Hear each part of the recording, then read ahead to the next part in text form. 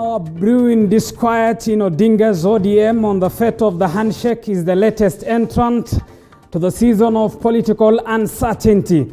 Hardliners in the Orange Party advising the party leader to go slow on the cozy handshake deal and instead focus on the party for the 2022 general election. Tonight we make sense of Odinga's 3-year-old pact with President Uhuru Kenyatta.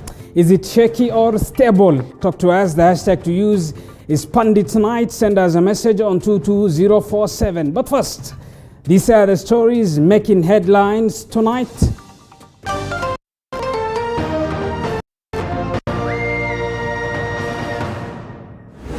Tonight, the government is set to impose a dawn-to-dusk curfew in insecurity-prone Kapedo. We'll have maintain a curfew there between 6 and 6 in the evening. The security operation is on its 7th day amid a humanitarian crisis. Also tonight, DCI to tame unruly students as more schools are razed to ashes. We shall not be intimidated. We cannot be intimidated. The Ministry of Education insists teachers will not be intimidated by students. And Interior PS Dr. Karanja Kibicho records a statement at the DCI headquarters over claims of involvement in the 2017 post-election violence by Mike Sonko. He would better prepare some good lawyers. Kibicho is tonight breathing fire.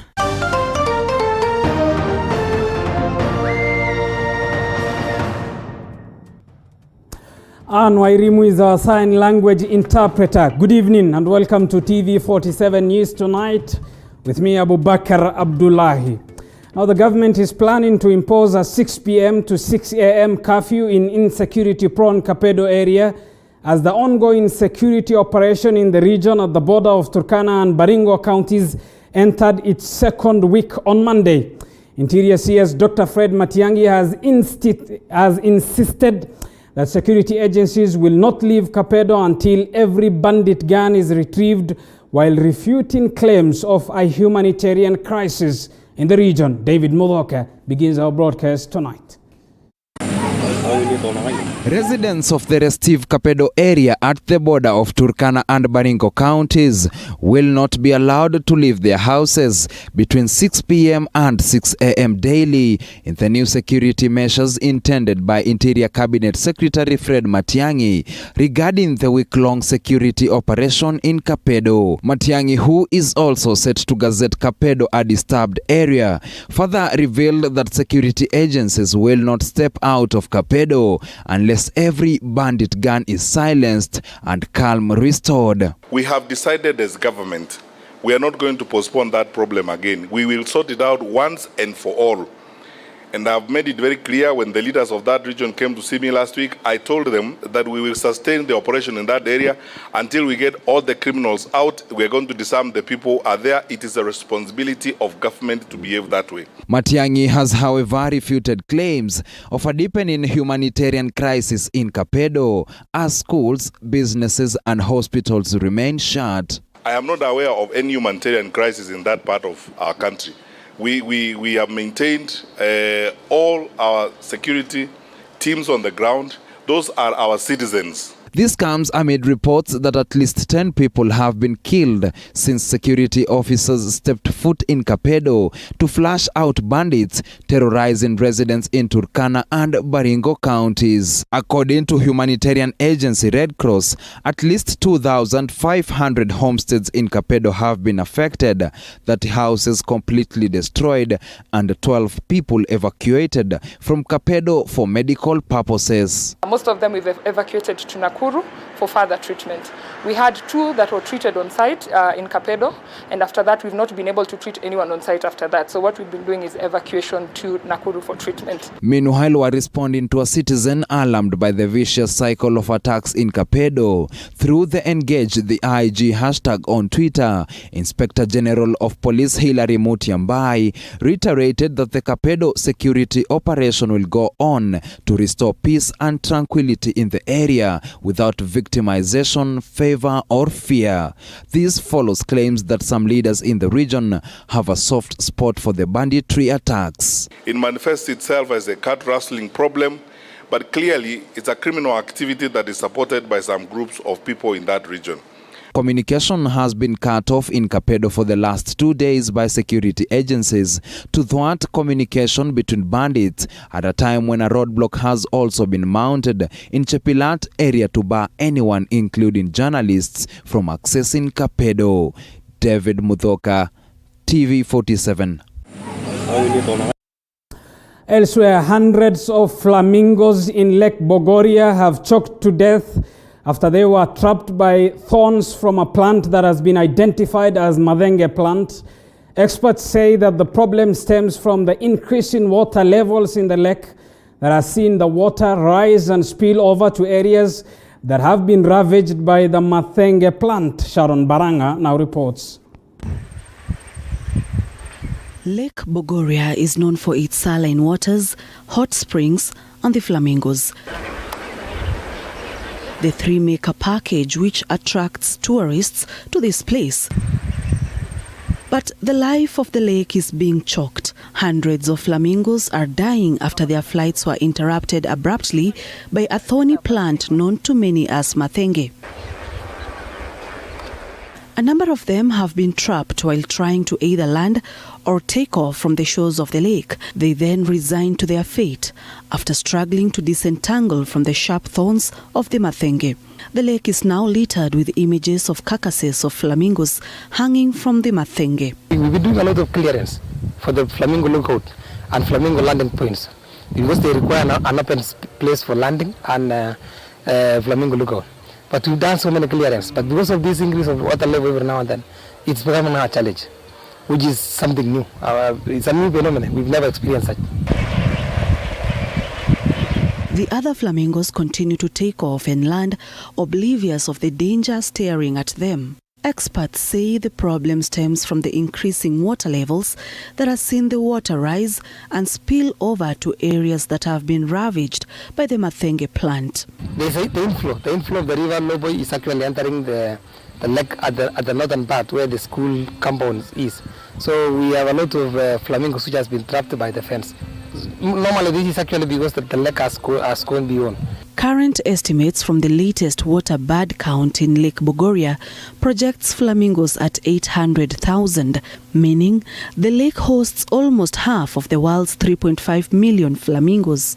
Water volume in Lakes Bogoria, Baringo and Nakuru has increased in the recent months. The swelling is threatening lives that are dependent on the lakes. Sharon Baranga, TV47. Now, the government has insisted that teachers will not be intimidated by learners amid riots and unrest in schools.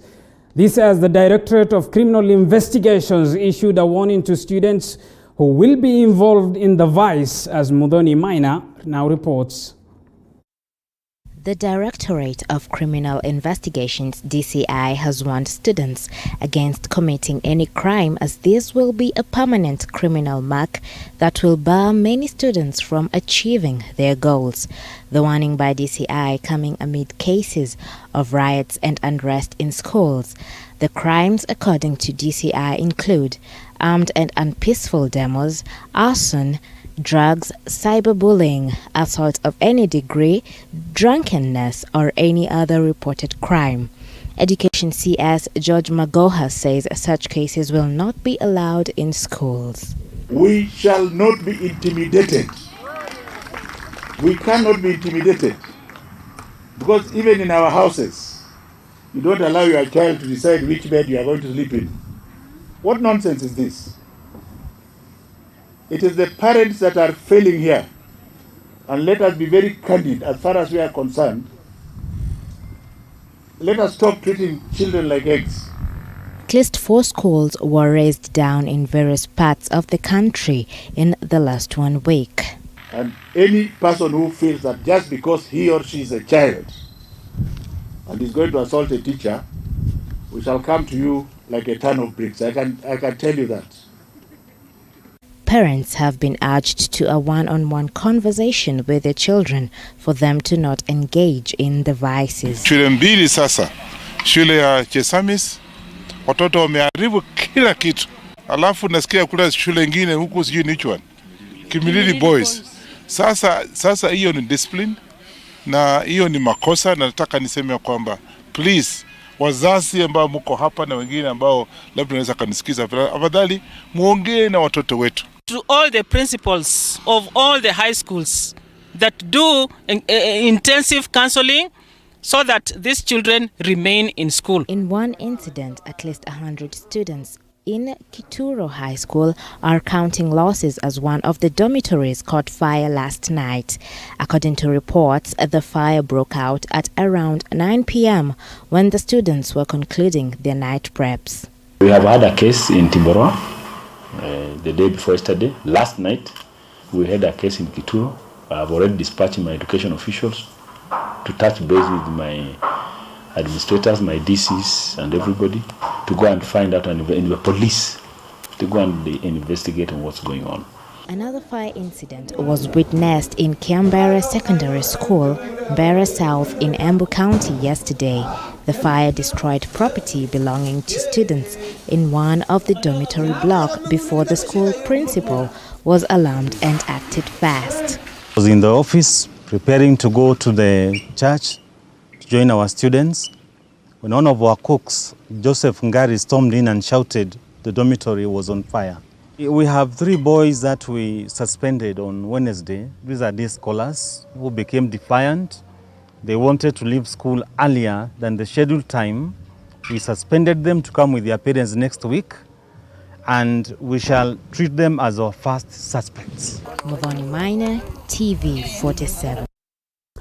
Moving on, Interior PS Dr. Karanja Kibicho presented himself at the Directorate of Criminal Investigations to record a statement over claims by former Nairobi Governor Mike Sonko linking him to the 2017 post-election chaos. Kibicho now saying he will sue the former county boss.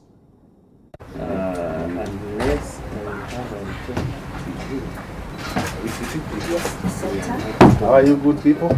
Interior Principal Secretary Karanja Kibisho presented himself at the DCI headquarters along Kiambu Road. He presented himself to record a statement following claims by former Nairobi Governor Mike Sonko linking him to the 2017 post-election violence. In his statement on Sunday, Sonko claimed that Kibisho alongside other powerful government officials were involved in the planning of the violence. The Interior PS now threatening to file a case against Sonko. Enough is enough. We apologize for that. We'll be rectifying that story and will be airing in the midst of this broadcast. Now, Lawrence Warunga, the main suspect in the Kiambu killings involving a 4-family member and a handyman, failed to appear before the Kiambu Law Court on Monday. This is after the court granted the prosecution a day to allow Warunga to undertake a mental assessment to determine his ability to stand trial in the case. Warunga and his girlfriend Sarah Mudhoni will appear before the court on Tuesday morning.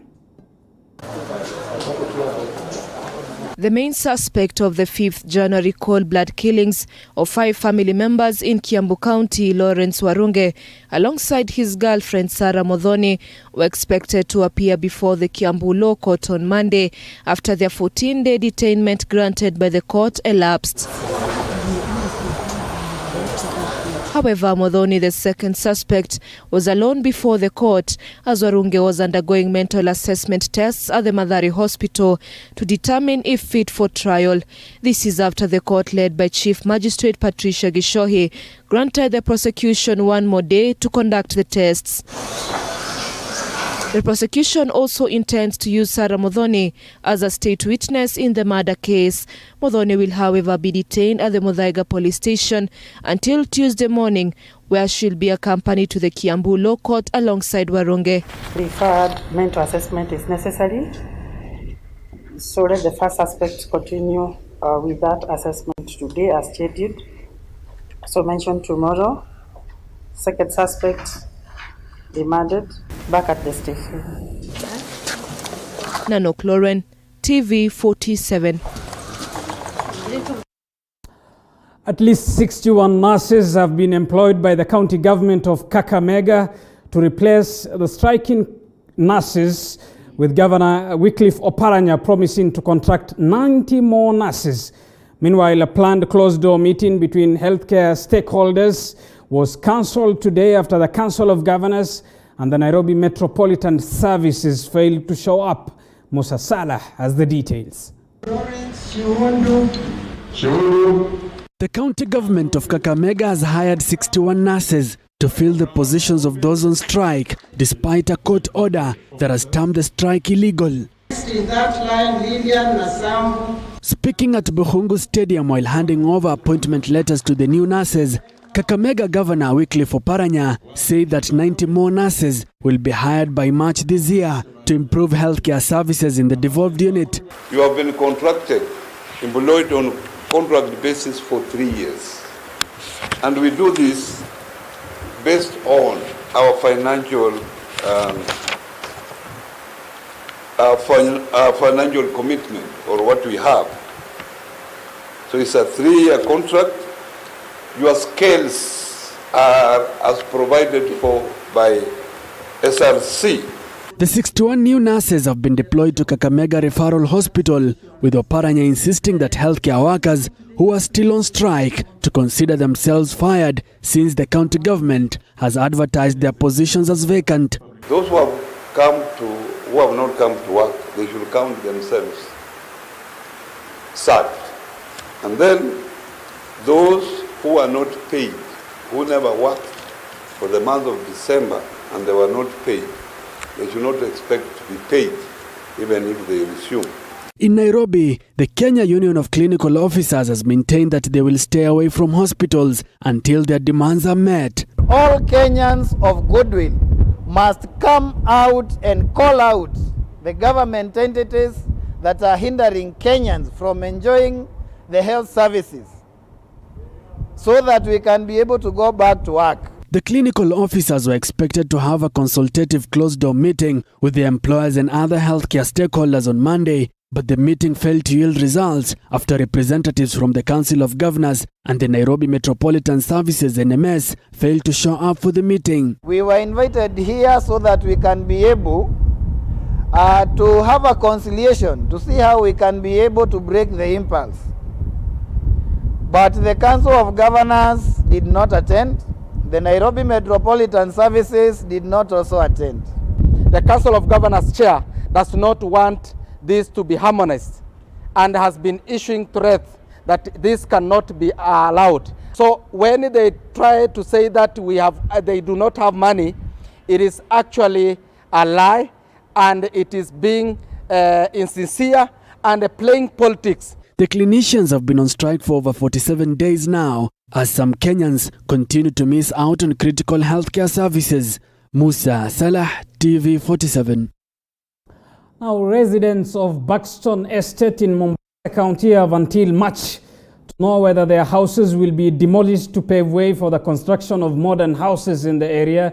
They filed a petition in court accusing the county government of an illegal multi-billion shillings project with the aim of grabbing the 14-acre land. In August last year, Mombasa County government unveiled the Buxton housing project, a 6 billion shillings project which was to kick off on 21st of January by demolishing the current houses in order to be rebuilt modern houses.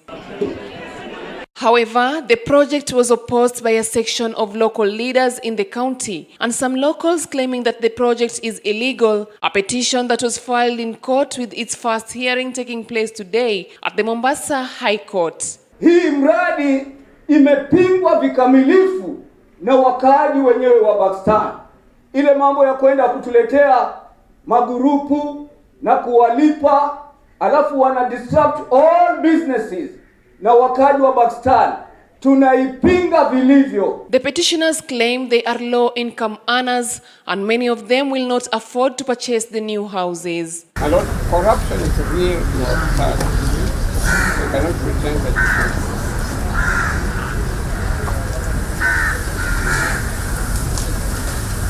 And one arm of the government that can make sure that the corruption is eradicated. despite the petitioners seeking court orders to stop the demolition exercise, claiming that the whole project had not been approved by the National Land Commission, NLC. Mombasa County government's lawyers opposed to the tenant application, saying there were public participation where all tenants were involved as well as NLC. Have been told, please note that this notice gives you a period of 90 days to make the necessary preparations and to vacate the premises. Nothing which is being hidden. There is nothing that has ever been hidden. Urban renewal and regeneration program. A program that has been undertaken with full disclosure and complete transparency. The court will deliver its ruling on 3rd March 2021. Fatma Ngwena, TV47, Mombasa County.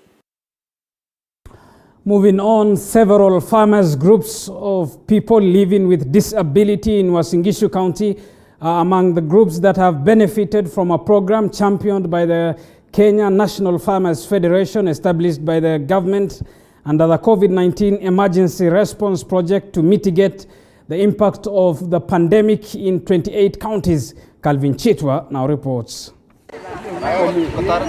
Groups of farmers living with the disabilities in Uasin Gishu County received a shot in the arm after the Kenya National Farmers Federation, KNAF, issued 250,000 to each group to build their capacities in production and compete favorably at the international market.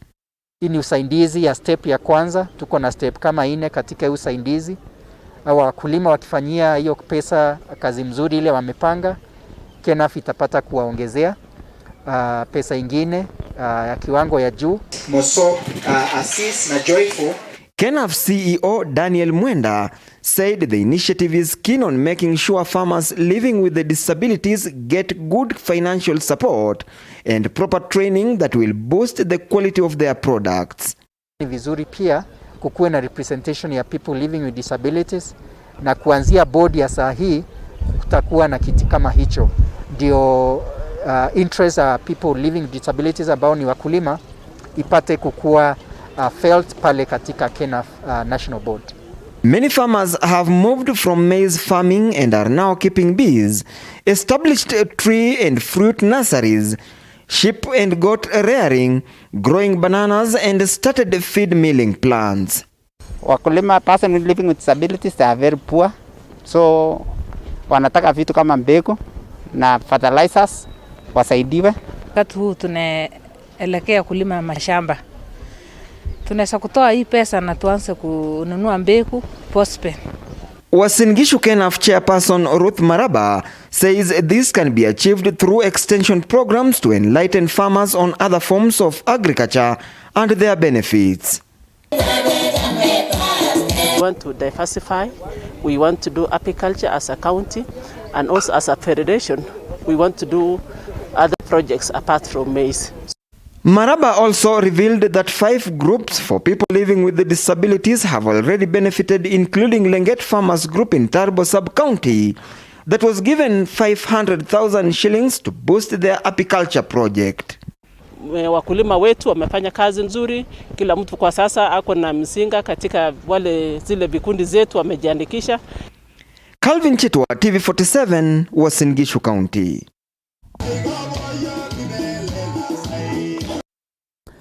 Elsewhere, a group of professionals from Eldas constituency have formed the first association of its kind in Wajir County. The association, named Eldas Professionals Association, aims to strategize on how to push forward a transformational agenda in order to improve the lives of the residents. Esadin Haji now reports. This is the launch of a professional association, one of its kind, forming Wajir County by elites from Eldas constituency.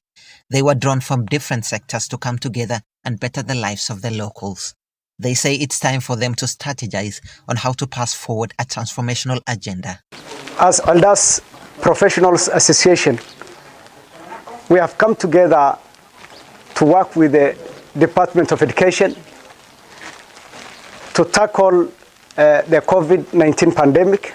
Schools in this region have experienced mass exodus of teachers, and that has resulted to many students losing grip on quality education. This has resulted to a rise in early marriage amongst the girl child. The need to sensitize parents and students on the importance of education has remained to be a huge gap that needed to be addressed. The closure of schools because of the COVID-19 has risked the girls into early marriages. We are also making caution and engaging with the parents to really not to accept such kind of issues. I want to appeal to the professionals that we really need to take an interest in the education sector because it is the key to a lifetime of opportunity. If our kids do not get proper education, then we will have wasted their future life. As prolonged drought raged a huge landmass of northeastern region, robbing of major resources such as water and pasture, institutions such as schools barely have access to these basic needs. The underground water tank in this school has a reason to smile. We have, as a team and a last professional, among the many others we are doing in the water tracking, we have brought water, at least to take them for about a week. Water crisis here is severe. You can imagine with a large body of students like this, using water tracked from a very far town like Rift. Just a day